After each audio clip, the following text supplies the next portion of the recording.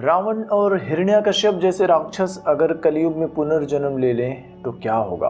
राक्षसा काव्यम film की यह कहानी इसी कल्पना पर बेस्ड है और 2006 में इस कहानी की शुरुआत एक हॉस्टल में होती है। आज चैतन्य का बर्थडे है, उसके दोस्त भी उसके साथ कमरे में ही होते हैं। वो लोग चैतन्य को शराब पीने के लिए कहते हैं, लेकिन कल सुबह उन लोगों का एग्जाम है तो चैतन्य पीने से मना कर देता है। लेकिन आखिरकार कब तक मना करता, वो अपने दोस्तों के साथ शराब पीता है। सब लोग पूरे नशे में होते हैं और इसके बाद चैतन्य और उसके दो दोस्त एक ही बाइक पर बाहर घूमने के लिए निकल जाते हैं। वो लोग पूरे नशे में थे। कुछ दूर जाने के बाद चैतन्य पेशाब करने के लिए बाइक से नीचे उतरता है। वो थोड़ी दूर जाकर पेशाब करने लगता है, लेकिन अगले ही पल अपने सामने का नजारा देखकर उसका सारा नशा उतर जाता है। उसके सामने अजय नाम का क्रिमिनल अपने दो दोस्तों के साथ मिलकर एक आदमी का मर्डर कर रहा होता है। वो आदमी मर चुका था, लेकिन उसके मरने के बाद भी अजय उस आदमी को लगातार चाकू ही मार रहा होता है। खून के छींटे चारों तरफ उड़ रहे होते हैं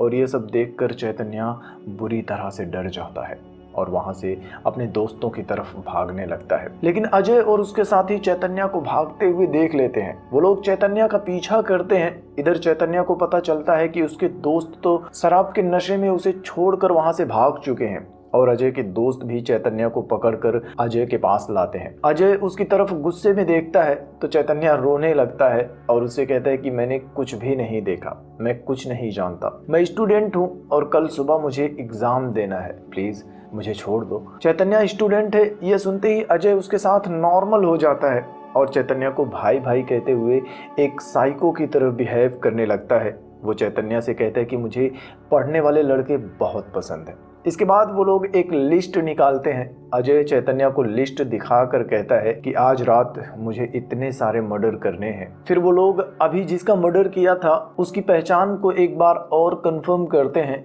फिर लाश को हार पहनाकर वो लोग पूजा करते हैं और चैतन्य को भी अपने साथ लेकर एक फोटो क्लिक करते हैं। फिर अपना अगला मर्डर करने के लिए चैतन्य को भी अपने साथ लेकर आगे बढ़ जाते हैं। अजय चैतन्य के सामने ही दूसरा मर्डर करता है, जिसे देखकर चैतन्य और भी डर जाता है और अजय के पूछने पर वो बताता है कि आज मेरा बर्थडे है।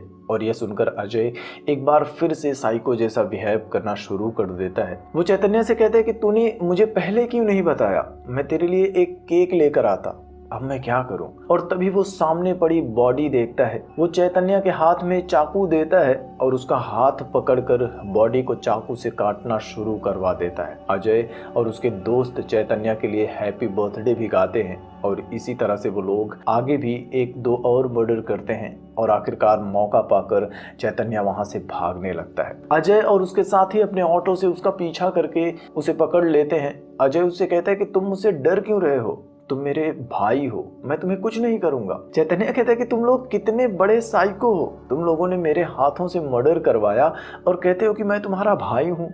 तब अजय उसे अपनी कहानी बताना शुरू करता है और फ्लैशबैक की ये कहानी 1989 में शिफ्ट होती है। अजय हैदराबाद से बाहर गरीबों की बस्ती में अपनी माँ कौशल्या के साथ होता है। अजय की माँ उसे पढ़ा रही होती है। वो अजय से कहती है कि पढ़ने लिखने के बाद ही तुम अपनी इस गंदगी भरी जिंदगी को सम्मान की जिंदगी में बदल सकते हो।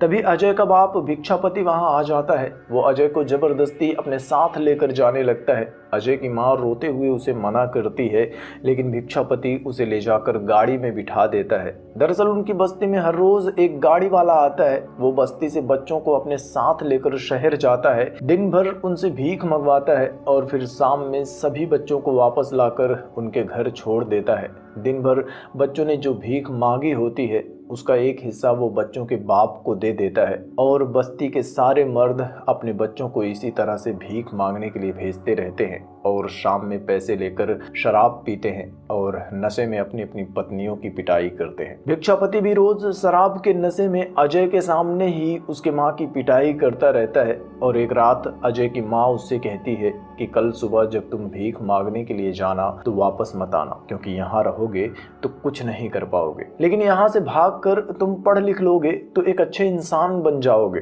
अजय अपनी माँ की बात मान जाता है, लेकिन अगली सुबह जब अजय सोकर उठता है तो देखता है कि उसकी माँ की मौत हो चुकी है। अपनी माँ की लाश देखकर अजय बहुत रोता है। भिक्षापति, जो कल तक कौशल्या की बहुत पिटाई करता था, वो आज लाश के पास पागलों की तरह रो रहा होता है।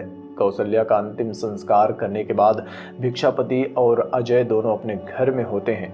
अजय उससे कहता है कि कल से मैं काम पर नहीं जाऊंगा, मैं अब पढ़ना चाहता हूँ, क्योंकि मेरी माँ की यही अंतिम इच्छा थी। लेकिन भिक्षापति कहता है कि तुम्हारी पढ़ाई के लिए हमारे पास पैसे नहीं हैं। अगर तुम्हें पढ़ना है तो तुम्हें पैसे कमाने ही पड़ेंगे। इसके बाद वो अजय को लेकर उस आदमी के पास जाता है जो बच्चों को ले जाकर भीख मंगवाता था। भिक्षापति उससे कहता है कि मुझे अपने बच्चे को पढ़ाना है, इसलिए मुझे और पैसे चाहिए। लेकिन वो आदमी कहता है कि अगर और पैसे चाहिए तो भीख मांगने से काम नहीं चलेगा, तुम्हारे बच्चे को चोरी करनी होगी। चोरी करो, पैसे इकट्ठा कर लो और फिर बाद में पढ़ाई कर लेना। भिक्षापति मना कर देता है। वो कहता है कि इससे मेरे बेटे की जिंदगी खराब हो जाएगी। लेकिन अजय कहता है कि मैं चोरी करूंगा, और अगले ही दिन से अजय चोरी करना शुरू कर देता है। धीरे धीरे कई साल बीत जाते हैं और चोरियां करते करते अजय अब बड़ा हो जाता है, लेकिन वो भूल चुका था कि उसे पढ़ना भी था। और एक दिन भिक्षापति बस्ती में एक आदमी के साथ मारपीट कर रहा होता है, क्योंकि उस आदमी ने भिक्षापति के शराब की बोतल खाली कर दी थी। अजय और उसके दोस्त बीच में आ जाते हैं, उनका झगड़ा छुड़ाते हैं। भिक्षापति वहां से चला जाता है, लेकिन आज वो आदमी अजय को बताता है कि उसकी माँ कौशल्या की मौत नहीं हुई थी। वो कहता है कि तुम्हारे बाप भिक्षापति ने खुद अपने हाथों से तुम्हारी माँ कौशल्या का गला घोंट कर उसे मार दिया था, और यह सब कुछ मैंने अपनी आंखों से देखा था। उसने जानबूझकर तुम्हें चोरी करने के लिए कहा ताकि तुम पढ़ाई न कर सको और तुम्हारे पैसों से वो शराब पीकर ऐश कर सके। दरअसल उस रात जब कौशल्या अजय को गांव छोड़कर भाग जाने के लिए कह रही थी, तो भिक्षापति ने उनकी बातें सुन ली थी और इसलिए उसने कौशल्या को मार दिया था ताकि अजय भीख मांगे और उन पैसों से भिक्षापति शराब पी सके। और यह सुनकर अजय को भी बहुत बड़ा झटका लगता है। वो गुस्से में भिक्षापति के पास जाकर उसकी खूब पिटाई करता है और उससे कहता है कि आज के बाद मैं देखूंगा कि तुम्हें पीने के लिए कोई 1 रुपया भी नहीं देगा। इसके बाद अजय गांव के सभी आदमियों के साथ साथ उस गाड़ी वाले आदमी की भी पिटाई करता है जो बच्चों को भीख मंगवाने के लिए लेकर जाता था, और उसकी पिटाई करके गांव से भगा देता है। वो गांव वालों से कहता है कि आज के बाद कोई भी बच्चा भीख मांगने के लिए नहीं जाएगा, सारे बच्चे पढ़ाई करेंगे और उनके माँ बाप काम पर जाएंगे और इनकी पढ़ाई का खर्चा मैं उठाऊंगा। लेकिन पढ़ाई का खर्चा उठाने के लिए पैसे भी तो चाहिए। उस दिन अजय अपने दोस्तों के साथ एक प्लान बनाता है। वो अपने आसपास उन सभी आदमियों का मर्डर करना शुरू कर देता है जो बच्चों को पढ़ने नहीं देते थे और उनसे काम करवाते थे। अजय उन्हें मारकर उनसे पैसे छीन लेता है और उन पैसों को अपनी बस्ती में बच्चों की पढ़ाई के लिए बांट देता है, और इस तरह से अजय गांव वालों का मसीहा बन जाता है। उसी गांव में एक लड़की रहती है, पद्मा, जो कि गांव में बच्चों को ट्यूशन पढ़ाती है, और पद्मा को देखकर अजय को अपने माँ की याद आ जाती है। अजय अपने दोस्तों से कहता है कि जिंदगी में कुछ भी हो जाए, लेकिन सब लोग पद्मा का ख्याल रखना और देखना कि कोई भी पद्मा के साथ कुछ गलत ना करने पाए। इसके बाद कहानी प्रेजेंट में आ जाती है। अपनी कहानी को याद करके अजय बहुत दुखी होता है, वो रो रहा होता है। चैतन्य उससे पूछता है कि इसके आगे क्या हुआ था, लेकिन अजय और उसके दोस्त बताने से मना कर देते हैं और कहते हैं कि इसके आगे कुछ भी नहीं हुआ था। तभी उनके ऊपर गोलियां चलना शुरू हो जाती हैं। अजय और उसके दोस्त अपने ऑटो से वहां से भाग जाते हैं, लेकिन बेचारा चैतन्य पुलिस के हत्थे चढ़ जाता है। वो पुलिस वालों से कहता है कि मैंने कुछ भी नहीं किया, मैं एक स्टूडेंट हूँ और मैं गलती से इनके बीच में फंस गया था। तब वो पुलिस वाला बताता है कि मैं कोई पुलिस वाला नहीं हूँ, मैं अजय का छोटा भाई हूँ विजय, और मैं यहाँ अजय को मारने के लिए आया था। क्या अजय ने तुम्हें मेरे बारे में कुछ भी नहीं बताया? इसके बाद विजय भी चैतन्य को अपनी कहानी बताना शुरू कर देता है और एक बार फिर से स्टोरी फ्लैशबैक में चली जाती है। दरअसल अजय के साथ साथ भिक्षापति अपने दूसरे बेटे विजय को भी भीख मांगने के लिए भेजता था, लेकिन विजय को फिल्में देखने का शौक चढ़ जाता है। विजय के दोस्त होते हैं राजू और बबलू। भीख मांगते मांगते विजय राजू को अपने साथ लेकर कई बार थिएटर में फिल्म देखने के लिए जाता है, और बड़ा होते होते विजय को भी फिल्मों के हीरो की तरह रियल लाइफ में भी हीरो बनने का शौक चढ़ जाता है। वो मन ही मन पद्मा को अपनी हीरोइन मान लेता है और एक दिन फिल्मी हीरो की तरह पद्मा के सामने अपने प्यार का इजहार करता है। तभी वहां पद्मा का भाई शेखर भी आ जाता है। वो विजय को मार कर वहां से भगा देता है और फिर एक दिन विजय पूरे गांव वालों के सामने पद्मा से फिर से अपने प्यार का इजहार करता है। पद्मा इस बार रोने लगती है। शेखर एक बार फिर से विजय को मारने के लिए आता है, लेकिन इस बार विजय शेखर के साथ झगड़ा करना शुरू कर देता है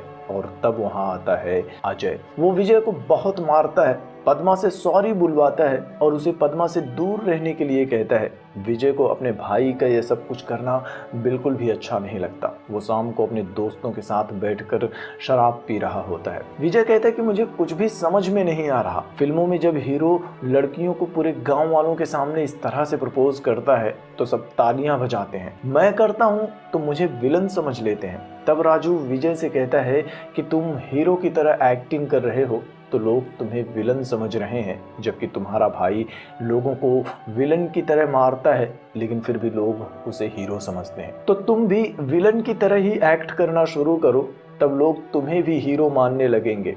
विजय को उसका यह आइडिया बहुत अच्छा लगता है और अगले ही दिन से वो विलन की तरह हरकतें करना शुरू कर देता है। वो थिएटर में फिल्म देखते हुए विलन को सपोर्ट करता है, तालियां बजाता है, लेकिन फिल्मी विलन को भी तो लोग पसंद नहीं करते। और आखिरकार एक दिन विजय अपने दोस्तों से कहता है कि मैं अपने विलन्स को बचाने के लिए खुद ही एक मूवी बनाऊंगा जिसमें विलन हीरो को हरा देगा। लेकिन राजू कहता है कि इसके लिए पैसे कहाँ से आएंगे? वैसे तुम्हारा भाई सबको पैसे देकर हेल्प तो करता है, तो उससे पूछ कर देखो, शायद वो तुम्हारी हेल्प कर दे। अगली सुबह विजय पैसे मांगने के लिए अजय के पास जाता है। वो अजय से कहता है कि मैं अपने विलन्स को बचाने के लिए एक फिल्म बनाना चाहता हूँ। अजय उसका मजाक उड़ाता है और मारकर वहां से भगा देता है। विजय वापस से अपने दोस्तों के पास आ जाता है। वो लोग फिर से शराब पी रहे होते हैं। विजय अभी भी परेशान होता है कि फिल्म के लिए पैसे कैसे इकट्ठा करे। तभी विजय का बाप भिक्षापति भी वहां आ जाता है। वो विजय से कहता है कि मेरे पास एक आइडिया है,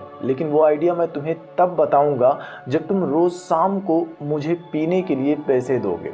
विजय मान जाता है। तब भिक्षापति उससे कहता है कि तुम्हें लोगों को डरा धमका कर उनसे पैसे लूटना होगा और जरूरत पड़े तो उनका मर्डर भी करना होगा। अपने विलन्स को बचाने के लिए पागलपन में विजय को भिक्षापति का आइडिया बहुत अच्छा लगता है और अगले दिन से ही विजय भी फिल्मों से आइडिया लेकर लोगों के साथ लूटपाट करना और उन्हें मारना शुरू कर देता है। लूट का सारा माल इकट्ठा करता रहता है। कुछ महीनों बाद एक रात जब विजय अपने गांव में वापस आता है तो देखता है कि पद्मा के घर के बाहर लोगों की भीड़ इकट्ठा है। विजय भी अंदर जाकर देखता है तो सामने पद्मा, उसके भाई और पद्मा के पापा तीनों की लाश पड़ी होती है। विजय को कुछ भी समझ में नहीं आता।